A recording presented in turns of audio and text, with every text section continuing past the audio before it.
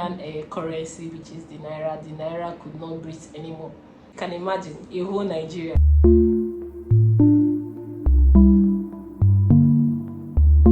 Hi everyone, it's Olivia Posh and you're welcome back to another video.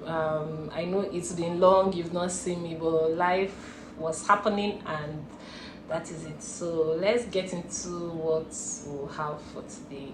In this video, I want to share about the situation of Nigeria and the economy of Nigeria as it is right now. Nigeria has been facing a major crisis recently because of the economy going south. Like, is a lot, but we want to talk about it. And I also want to also state the fact that the Nigerian economy and what we are going through right now is not something that just started. It has been there, because when we gained independence, there was so much hope in Nigeria and the Nigerian economy, because everybody was hoping that because Nigeria is one of the highest in population in Africa.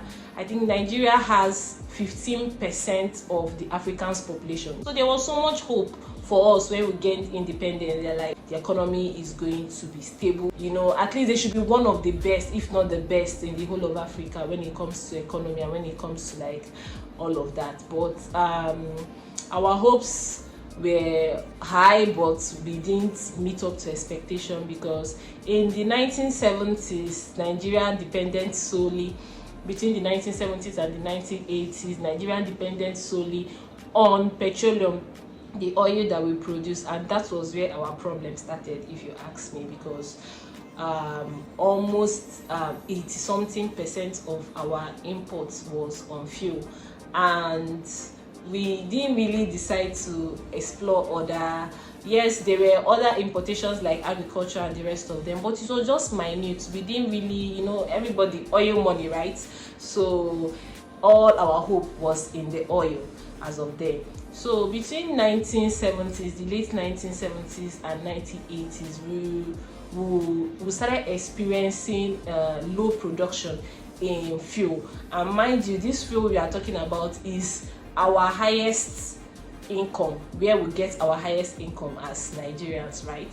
So we started experiencing low production in fuel, which led to gross national products per capita per year to reduce to 4.8%, and you see that the production of oil became less, and it started affecting the economy of Nigeria, and that was where our problem actually started.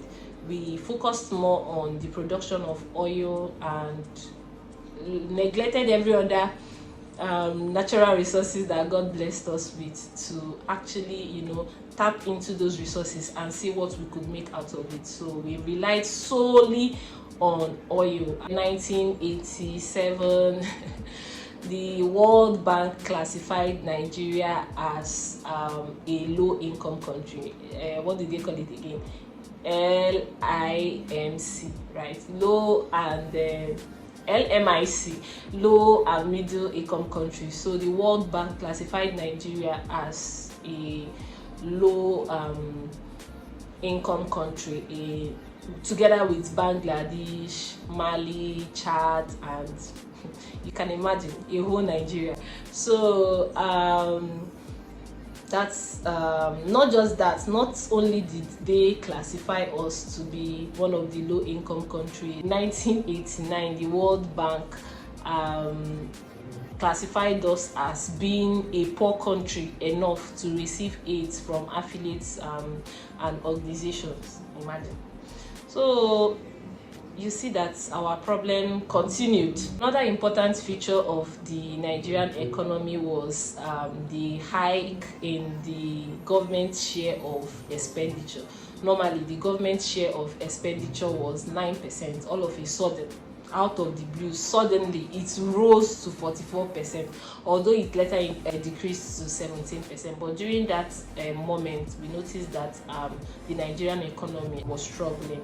The government's shared expenditure increase actually was one of the major factors that affected the Nigerian economy, and it is important that we take note of. Between the 1970s, the late 1970s, and the 1980s, the Nigerian economy that we've been trying to pamper, we've been trying to handle, we've been trying to, it's eventually collapsed, and the communities in Nigeria and the nationalities of Nigeria started, were upset. What is going on? Why are there so much crisis? The government should do something about it.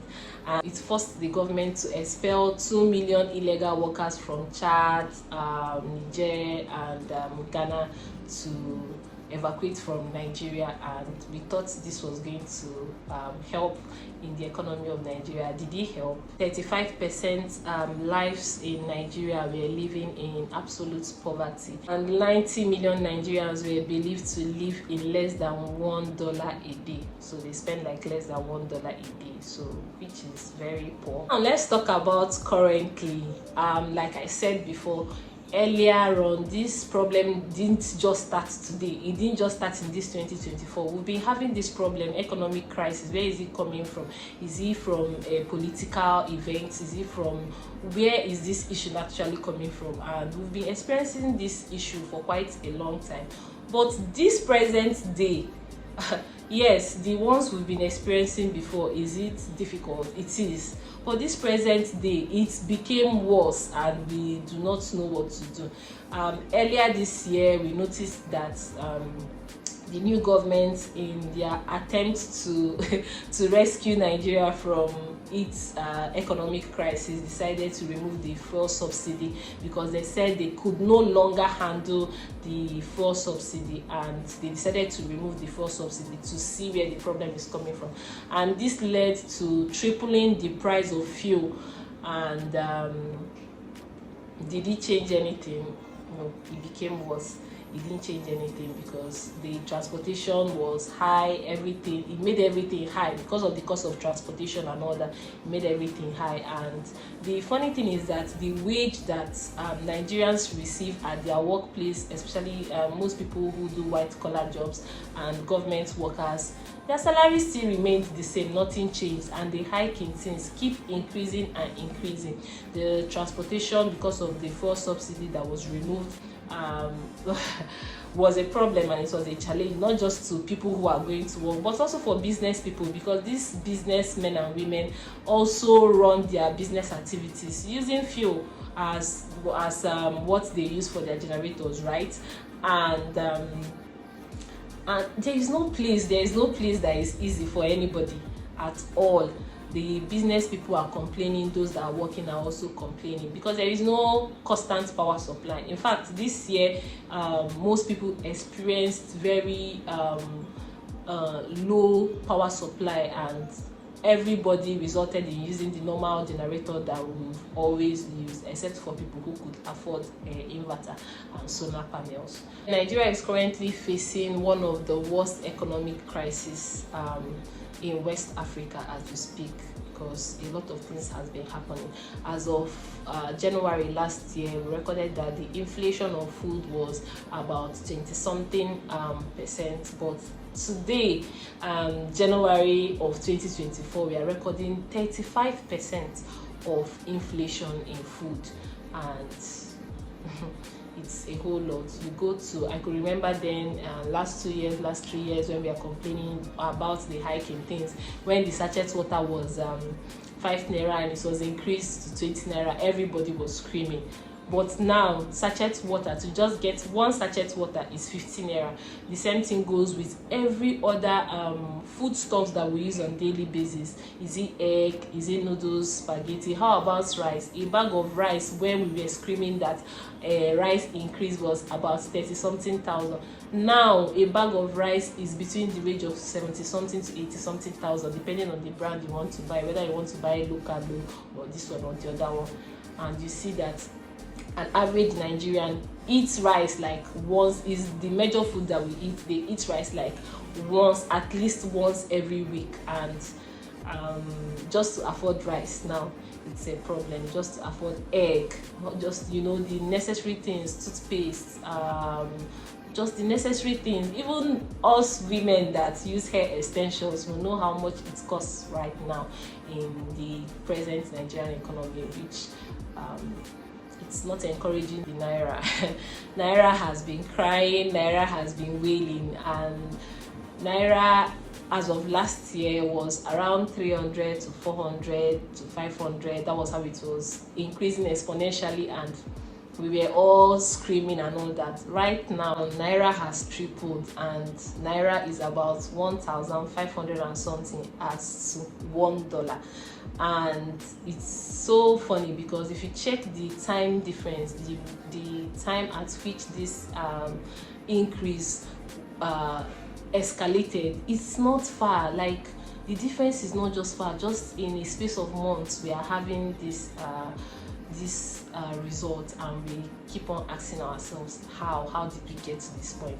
We are even talking about the dollars. We don't even know where our problem is coming from, whether it's from the subsidy or from the dollar rate and all that. And some people are even saying that we are our problem, because even there was a time we experienced the reduction in dollars, and all of us were happy that okay, things are going to get better. And you go to the market and you're pricing things, and the price of things are still the same thing, and you're asking yourself, are we also the ones doing ourselves? Because okay, the price in dollar reduced a little, why is it that the price of goods and services are not reducing with the price in dollar? Things keep increasing. Let's not even go to drugs at all. Like, anybody that is in Nigeria that is healthy don't know what God has done for that person, because if you go to hospitals now and you want to get drugs right now in Nigeria, it's a lot, because the price of drugs has escalated.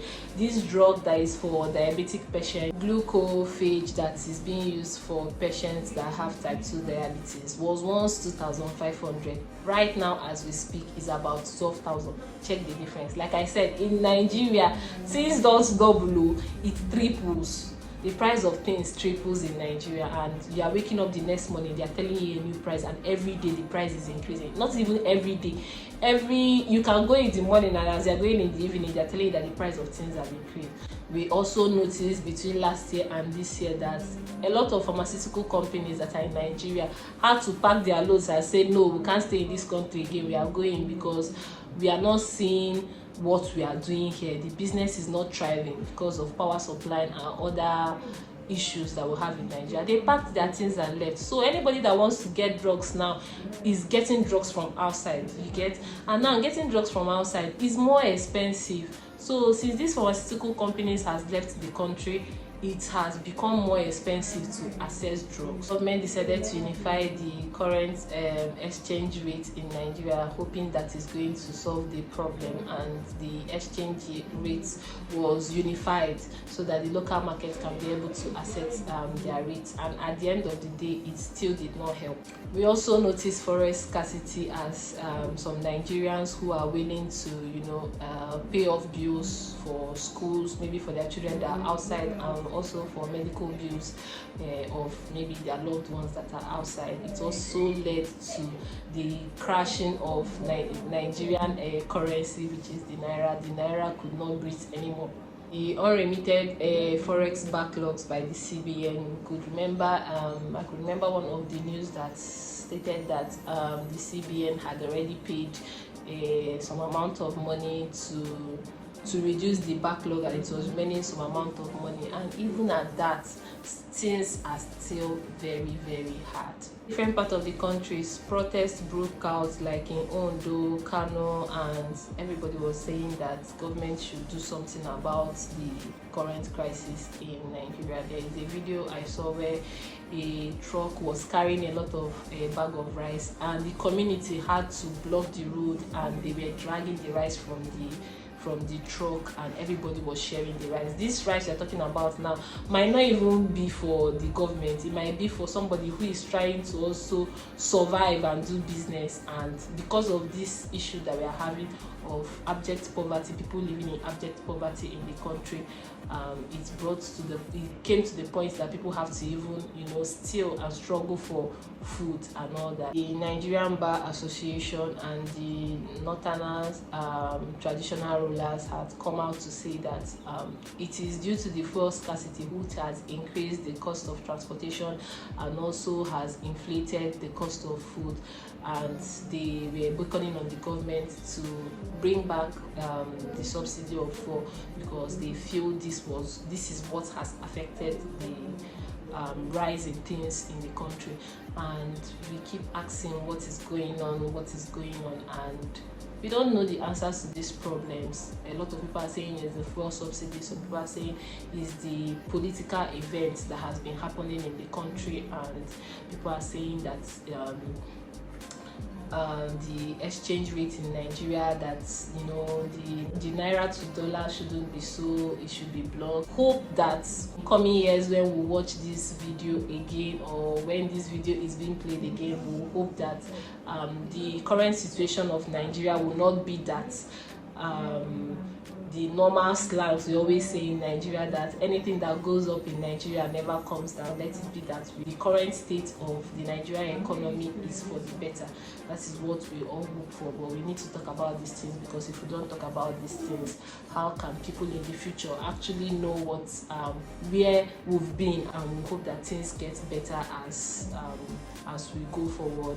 We hope that things get better in the coming years and the coming months. Thank you for watching. If you're able to get to the end of this video, please like, subscribe and share, and on your notification bell. I post a lot of things that happen in the world at large, not just this is about Nigeria, but I don't post just stories that happen in Nigeria. I post stories that happen all over the world for us to be aware of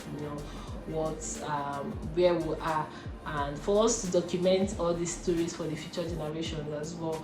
I post stories, I post vlogs, I just post a lot of random stuff on this channel. See you in my next video.